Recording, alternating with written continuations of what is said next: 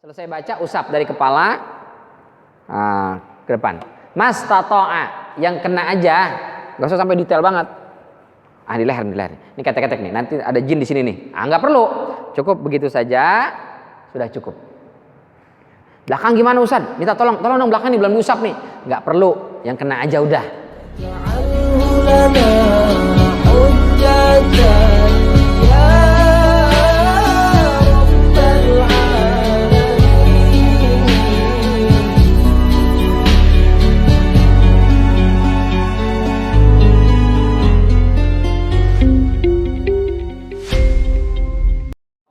Wa asyiyan wa hina tuzhiru. Masyaallah. Padahal sama-sama memiliki landasan dan ada ulama yang mengatakan. Jadi boleh silahkan. Mau doa sebelum salam, monggo. Tapi selesai salam zikir. Ini enggak doa, zikir pun enggak. Assalamualaikum warahmatullahi, assalamualaikum warahmatullahi. Langsung main HP. Zikir kagak. Berdoa juga kagak, main HP. Langsung pergi. Jadi banyak saudara-saudara kita itu yang lebih sibuk membid'ahkan amalan orang, sementara dia sendiri tidak beramal. Nggak ada amalannya, nggak ada zikirnya. Selesai. Kalau ditanya, sampean zikir nggak sih? Zikir. Apa aja sih zikir yang dibaca habis sholat? Pokoknya itu dah. Pokoknya itu dah ya. Jadi hadis ini menjelaskan di antara zikir yang kita baca selesai sholat fardu adalah membaca surat Al-Mu'awwidzatain. Ustaz, saya ini buru-buru banget. Habis sholat ini langsung jalan. Jadi nggak sempat zikir Ustaz. Nggak boleh begitu. Sempetin zikir, tapi kan harus jalan. Tidak ada kewajiban zikirnya itu harus dalam posisi duduk di tempat sholat. Nggak ada. Afdolnya iya selesai sholat jangan kemana-mana dulu, zikir, baca zikir, doa selesai baru jalan. Tapi kalau memang harus jalan karena ada janji, karena dia ngejar pesawat, ngejar kereta dan seterusnya, atau harus berangkat ke kantor, silahkan, kan bisa sambil jalan, sambil zikiran, subhanallah, subhanallah, subhanallah, subhanallah, subhanallah, subhanallah, kan bisa. Sambil baca surat Al-Mu'awwidzatain, bisa Pak, kita baca kan, bisa. Qul a'udzu birabbin nas, malikin nas, ilahin nas, min syarri waswasil nas, alladzi yuwaswisu nas minal jinnati wan nas. Bismillahirrahmanirrahim. Qul a'udzu birabbin nas. Sampai nyetir bisa, zikir. Saya seorang dokter Ustaz, habis sholat nggak bisa lama-lama karena harus bedah pasien. Silahkan, jangan sampai berhenti zikir, bisa kan sambil subhanallah, subhanallah, alhamdulillah. Itu yang afdal. Sambil dia mengerjakan pekerjaannya sambil berzikir kepada Allah, tidak lepas atau tidak ketinggalan dari keutamaan zikir ini. Masya Allah. Yang berikutnya setiap sebelum tidur. Nih, sebelum tidur kita disunahkan membaca Al-Mu'awwidzatain dari Aisyah radhiyallahu anha, bahwasanya Nabi sallallahu alaihi wasallam kana idza awa ila firashihi. Kana itu menunjukkan perbuatan yang dilakukan secara kontinu. Jadi artinya atau terjemahannya selalu. Kata Aisyah, Rasul itu selalu kalau mau tidur setiap malam jama'a kaffaihi, mengumpulkan telapak tangannya, kedua telapak tangannya. Tsumma nafasa fihima, kemudian meniupkan pada keduanya. Faqara'a fihima qul huwallahu ahad, qul a'udzu birabbil falaq wa qul a'udzu birabbin nas. Setelah itu membaca surat Al-Ikhlas, Al-Falaq dan An-Nas. Ada beberapa riwayat. Yang riwayat ini ditiup dulu. Jadi mohon maaf, nafasa itu beda dengan nafakha. Kalau nafasa, kalau tafala ada, mohon maaf, ada ludahnya sedikit. Itu tafala. Ya. Kalau nafasa nggak ada ludah, jadi nggak perlu pakai ludah. Apalagi ludahnya banyak, itu enggak ya, dikit aja. Tiupkan. Setelah itu dibacakan Al-Ikhlas, Al-Falaq dan An-Nas. Ini riwayat Imam Bukhari. Ada riwayat yang lain, misalnya riwayat Imam Tirmidzi mengatakan baca dulu. Jadi tangan dikumpulkan, baru dibaca auzubillahi minasyaitonirrajim, misalnya langsung Al-Ikhlas, qul huwallahu ahad sampai selesai, qul a'udzu birabbil falaq selesai, qul a'udzu birabbin nas minal jinnati wan nas, baru ditiup. Setelah itu baru summa yamsahu bihima, kemudian kedua telapak tangan beliau digunakan untuk mengusap mastata'a min jasadih, anggota tubuhnya yang memungkinkan kena. Dimulai dari ya beda'u bihima ala ra'sihi, dimulai dari kepala. Dari kepala wa wajhihi, kemudian ke wajah, wa ma aqbala min jasadi, lalu anggota tubuh yang depan. Yaf'alu dzalika salasan. Beliau melakukan itu sebanyak 3 kali. Jadi kalau dalam hadis riwayat Bukhari, tangan dikumpulkan begini, tiup dulu, baru baca. Selesai baca, usap dari kepala ke depan. Mastata'a, yang kena aja, nggak usah sampai detail banget. Di leher, di leher. Ini ketek-ketek nih, nanti ada jin di sini nih. Nggak perlu, cukup begitu saja, sudah cukup. Belakang gimana Ustaz? Minta tolong dong, belakang nih belum diusap nih. Nggak perlu, yang kena aja udah. Sebanyak berapa kali? 3 kali. Luar biasa. Bahkan ketika menjelang ajalnya pun tetap begitu dilakukan oleh Rasulullah SAW. Nah itu merupakan sunnah Pak. Kita baca. Buat anak kita, kita tiupkan. Buat anak kita bacain, selesai baca, tiupkan, usap anak kita yang tidur. Kalau pasangan kita mau bisa baca lah sendiri ya. Manja banget sih Pak, dibacain juga zikir ini kan. Ajak baca, ayo mah baca bareng. Nah setelah itu usap. Ini akan menjadi perlindungan Allah Subhanahu Wa Taala. Kenapa? Karena ketika tidur kita ini nggak tahu Pak.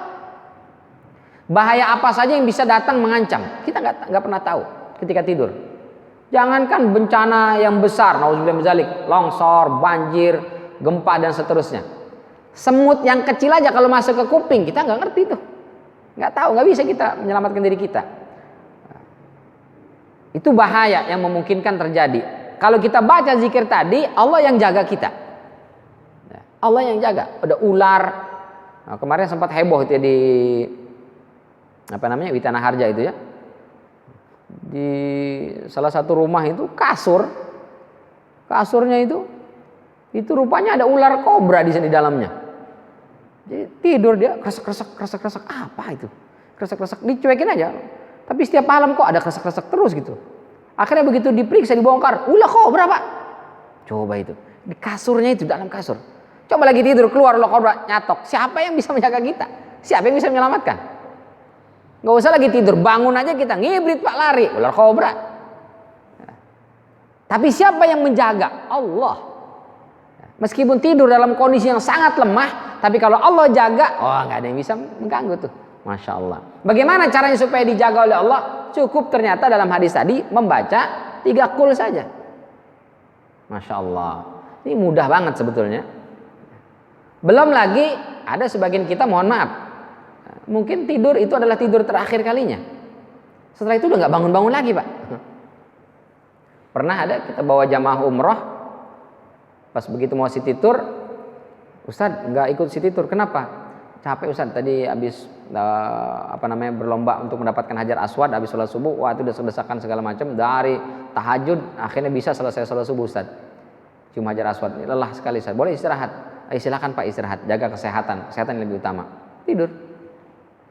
Nah, kita city tour, mungkin kalian pernah umroh tahu ya, pulang itu kan biasanya menjelang zuhur. Begitu pulang itu kan langsung sholat zuhur di masjid biasanya tuh, nggak ke hotel. Begitu pulang dari masjid sholat zuhur, baru kamar hotel, si bapak itu masih tidur, mukanya senyum, ya namanya tidur kan. Terus udah makan, enggak juga bangun nih bapak, dia bangun, Pak bangun Pak, sholat zuhur Pak, makan Pak, enggak bangun, goyang, ternyata udah meninggal. Subhanallah. Kita nggak pernah tahu, jangan-jangan tidur kita itu adalah tidur terakhir kalinya. Nah, maka lihat Rasulullah SAW mengajarkan kita doa tidur itu apa? Bismika Allahumma amutu wa ahya. Itu yang hadis yang sahih. Ada juga bismika Allahumma ahya wa bismika amut. Tapi yang sahih hadisnya bismika Allahumma amutu wa ahya. Apa artinya? Dengan namamu ya Allah amutu, aku mati. Wa ahya, dan aku hidup. Ini doa mau tidur apa mau mati? Mau tidur Ustaz. Kenapa amutu? Aku mati. Begitu bangun tidur, alhamdulillahilladzi ahyana ba'dama amatana wa ilaihin nusyur. Segala puji bagimu ya Allah yang telah menghidupkan kami. Ba'dama amatana, setelah engkau mematikan kami. Ini doa bangun tidur apa bangkit dari kubur? Bangun tidur. Kenapa bilangnya segala puji bagi Allah yang telah menghidupkan kami setelah meninggal? Karena kata para ulama, tidur itu semi kematian. Ini dalam surat Az-Zumar tuh. Allahu yatawaffal anfus hina mautiha wallati lam tamut fi manamiha. Allah lah yang memegang jiwa ketika dia meninggal, dan yang belum meninggal kapan? Fi manamiha, ketika dia sedang tidur. Jadi tidur itu ruh kita digenggam oleh Allah Subhanahu wa taala. Fayumsikul lati qada 'alaihal maut. Maka yang ditakdirkan mati udah enggak dibalik-balikin lagi tuh ruhnya. Tidur terakhir, selamanya tidak pernah bangun. Wa yursilul ukhra ila ajalin musamma. Yang masih ditakdirkan hidup, nah dibalikin lagi tuh ruhnya. Maka begitu dibalikin lagi ruhnya, bangun kita, bangkit, langsung bilang alhamdulillahilladzi ahyana ba'dama amatana wa ilaihin nusyur. Kalau seandainya tidur itu adalah terakhir tidur kita, gak bangun-bangun lagi, maka akhir dari amal yang kita lakukan sebelum tidur adalah zikir tadi, membaca surat Al-Ikhlas, Al-Falaq, dan juga surat An-Nas. Maka mudah-mudahan jadi husnul khatimah. Masya Allah. Maka kita lakukan tadi itu. Taib. Sampai di sini masih ada momen yang lain. Insya Allah mungkin kita lanjutkan di pertemuan yang akan datang. Barangkali ada yang ingin ditanyakan, ditambahkan atau diluruskan, falyatafadhal mashkura. Assalamualaikum warahmatullahi wabarakatuh. Waalaikumsalam warahmatullahi wabarakatuh. Pertama, saya menanyakan masalah waktu zikirnya. Waktu zikir, kalau tradisi orang-orang tua kami di kampung gitu ya, ini tradisi mereka juga, yaitu berdasarkan dari juga itu setelah maghrib dan setelah subuh gitu ya, mengadakan zikir itu. Kalau saya lihat kayaknya di pendapat setelah maghrib nggak ada ya. Kedua, terus saya semakin yakin gitu ya dengan hadis-hadis tadi. Jadi di samping kita juga memang itu ibadah gitu ya, sunnah.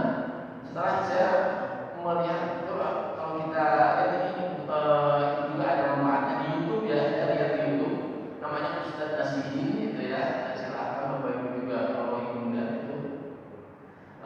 Beliau kan membahas dulu Ustadz ya. Di situ saya lihat itu bukan settingan namanya itu ya. Pertamanya beliau sholat dulu, terus akan nanti ke pemirsa juga akan aktifnya menjaga agar kita selamat gitu ya. Terus di situ juga karena judulnya itu Ustadz Nasihin mendatangkan dukun ulat, jadi mengirimkan ulat. Apa? Dukun mengirimkan ulat.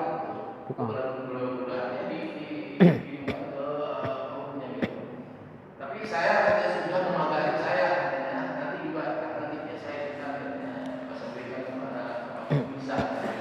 Nah dia udah tanya dulu sampai kalah lah cerita itu bagi film itu bisa dilihat. Dan beliau meneliti sama seperti ini artinya sebelum tidur itu beliau membaca